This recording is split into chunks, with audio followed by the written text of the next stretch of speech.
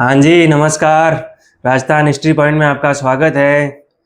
जो भी नया है इस चैनल पर, तो पहले एक बार लाइक और सब्सक्राइब कर दे, क्योंकि अपना पहला वाला चैनल था निःशुल्क सेवा ऑफ राजस्थान जीके, वो हो गया था बंद।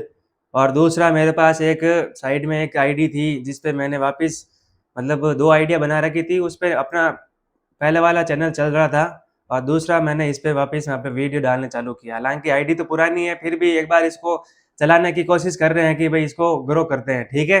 तो प्लीज़ आपसे निवेदन है, दिल से रिक्वेस्ट करता हूँ, छोटे भाई के नाते, कि पहले आप एक बार वीडियो को जाके लाइक और सब्सक्राइब कर दें।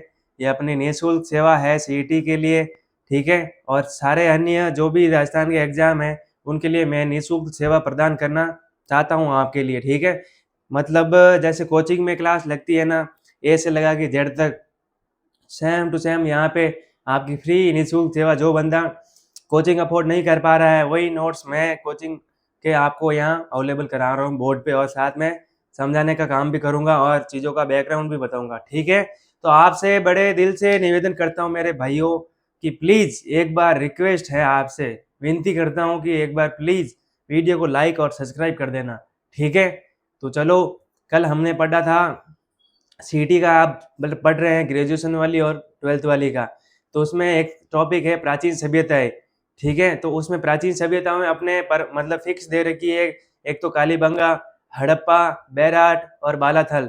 2-4 ऐसी सभ्यता दे रखी है कि भई यही अपने को पढ़नी है और सवाल इनमें से ही आएगा। मतलब लिख रखा है सिलेबस में, तो सिलेबस के अनुसार ही अपने को चलना है, उससे बाहर जाना ही नहीं है अपने को। कहाँ से कहाँ तक लिखा हुआ है, वहाँ तक ही पढ़ना है, एग्ज़ामिनर जितना लिखा हुआ है, वहीं से ही पूछता है, ठीक है?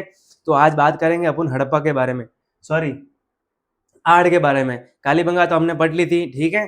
तो आप पहले लाइक और सब्सक्राइब कर देना, दिल से निवेदन है, ठीक है? तो चलो शुरू करते हैं।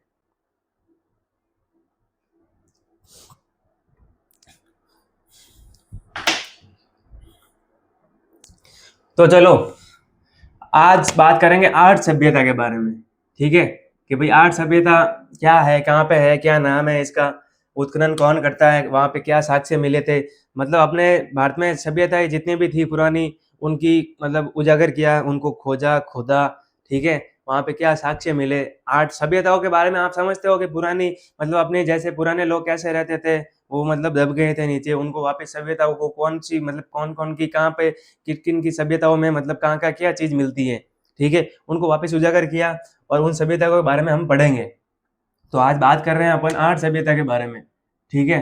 कि भई आर्य सभ्यता कहाँ पे थी? अपने बेडज नदी है एक, वहाँ पे ये आर्य सभ्यता का अपने स्थित है, बेडज नदी के किनारे, ठीक है? उसका प्राचीन नाम है अपना एक, 2 नाम है प्राचीन नाम, एक तो अपने आगाटपुर और आठपुर। प्राचीन नाम तो ये हो गए कि भई प्राचीन नाम उनको क्या मतलब इस सभ्यता का प्राचीन नाम क्या था? तो प्राचीन में तो था आगाटपुर और आठपुर। अब स्थानीय नाम वहाँ के अब जो लोग रह रहे हैं ना, कि भई अब स्थानीय नाम उसका क्या है? अब जो लोग उसको बुलाते हैं धूलकोट के नाम से। अब वहाँ पे जाओगे तो वहाँ धूलकोट मतलब ये नाम तो पहले वाले थे। अब नाम क्या चल रहा है वहाँ पे? धूलकोट, कि भई अब स्थानीय नाम क्या है? धूलकोट, ठीक है? अब उसका उत्खनन कौन करते हैं? मतलब उसको खोदते कौन है?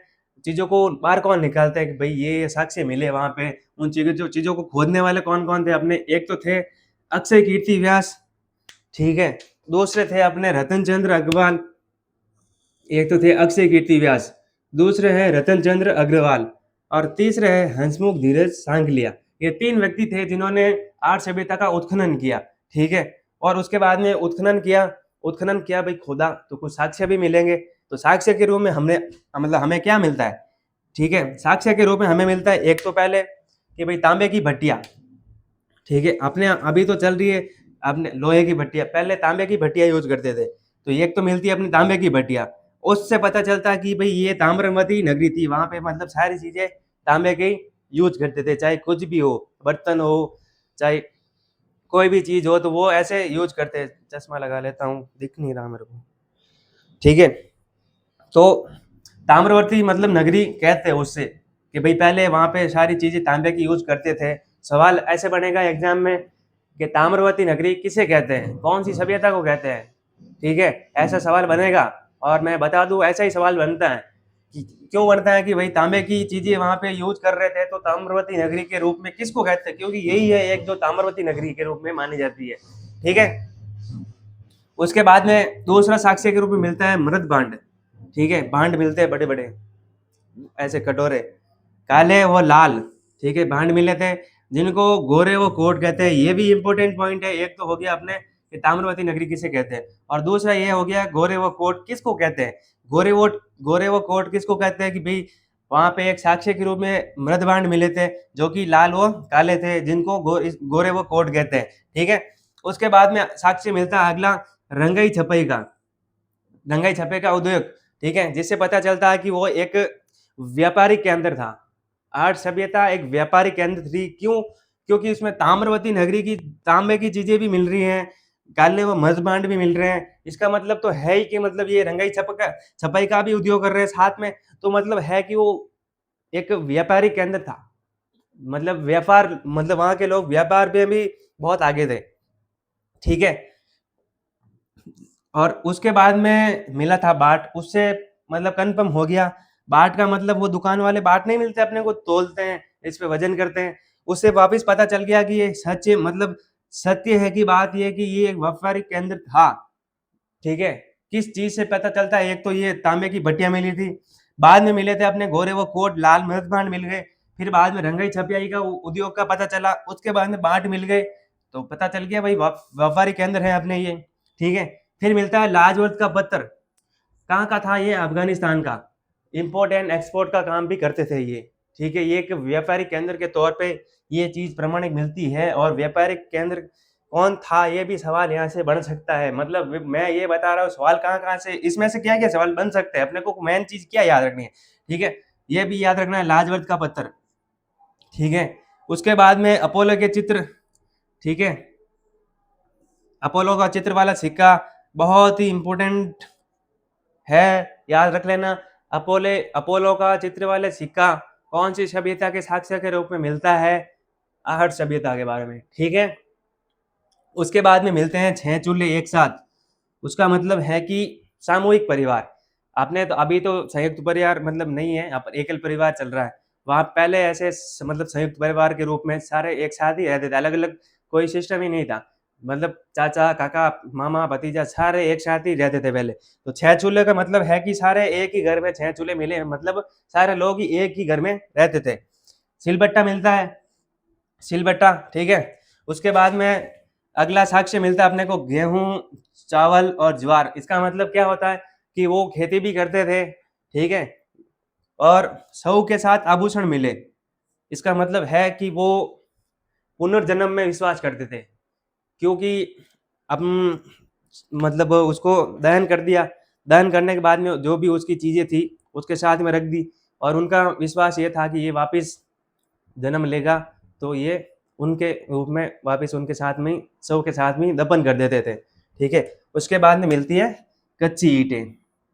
ठीक है, मतलब कच्ची ईंटों के घर भी थे उनके। तो ये कुछ अपने थी आर्ट सभ्यता के बारे में। वापिस एक बार बता देता हूँ। ठीक है, प्राचीन नाम के आगाटपुर आर्टपुर। ठीक है, कहाँ पे स्थित है? बेडस नदी के किनारे। स्थानीय नाम क्या है अपना? धूलकोट। प्राचीन नाम क्या है? आगाटपुर आर्टपुर। ठीक है, उत्खनन कौन करता है? अक्षय कीर्ति व्यास, रतन चंद्र अग्रवाल और अपने हंसमुख धीरज सांकलिया। ठीक है। और साक्ष्य के रूप में क्या मिलता है? तांबे की भट्टिया, जिसे ताम्रवती नगरी कहते हैं, मृद बांड काले व लाल, गोरे वो कोट कहते हैं, रंगाई छपाई का उद्योग मिलता है, बाट मिलता है, जिससे पता चलता है कि ये व्यापारिक केंद्र है। ठीक है। अगला मिलता है लाजवर्थ का पत्थर, जो कि अफगानिस्तान का है। उससे पता चलता है कि ये विदेशी सभ्यताओं से भी इनका संबंध था। बाद में मिलता है अपोलो के चित्र वाला सिक्का। ठीक है, 6 चूल्हे एक साथ मिलते हैं, उसका मतलब है कि संयुक्त परिवार एक साथ में रहते थे। सिलबट्टा मिलता है। बाद में मिलता है गेहूं चावल ज्वार, जिससे पता चलता है कि ये खेती भी करते थे। ठीक है। बाद में मिलते हैं सौ के साथ आभूषण, यानी पुनर्जन्म में विश्वास करते थे वो। उसके बाद में मिलता है अपने कच्ची ईंटें। ठीक है, कच्ची ईंटों का मतलब है कि वो मकान वकान भी ऐसे बनाया करते थे। ठीक है, तो ये कुछ थी अपने आहट सभ्यता के बारे में। अगले वीडियो में जल्दी से जल्दी कोर्स कवर करेंगे। उसके बाद में ये 10-10 मिनट के वीडियो ही चलाऊंगा मैं, ताकि आपका टाइम जल्दी से जल्दी, आपका गलत टाइम यूज ना होए। ठीक है, तो चलो वीडियो को एक बार निवेदन है आपसे, छोटे भाई के तौर पर, बड़े भाई के तौर पर आपसे विनती करता हूँ कि इस चैनल को मेरा वापस ग्रो करवाना है आपको, ठीक है। मेरा ऐसा कोई लोभ लालच नहीं है, मैं बस चाहता हूँ कि ये निःशुल्क सेवा जितने भी अपने गरीब बच्चे हैं उनको ये मतलब जो अफोर्ड नहीं कर पा रहा है कोचिंग, उनको ये कोचिंग मिले। आप भी सोचो और आप भी आप उनका फ़ायदा करो। मैं भी कर रहा हूँ, तो आपकी कोशिश भी उनके साथ बनाओ कि ताकि ये क्लासें आप भले ही मत देखो, जिनके पास पहुँचा नहीं है उन तक तो कम से कम आप भी पहुँचा दो, ठीक है। आपसे निवेदन है कि जिन बच्चों के पास पैसे नहीं हैं, उनके लिए मैं कोचिंग चला रहा हूँ, तो प्लीज़ निवेदन करता हूँ कि आप ये जितना जल्दी हो सके इस क्लास को, कोचिंग को आप आगे तक शेयर करो और लाइक और सब्सक्राइब करना, ठीक है। तो धन्यवाद, चलते हैं, नमस्कार।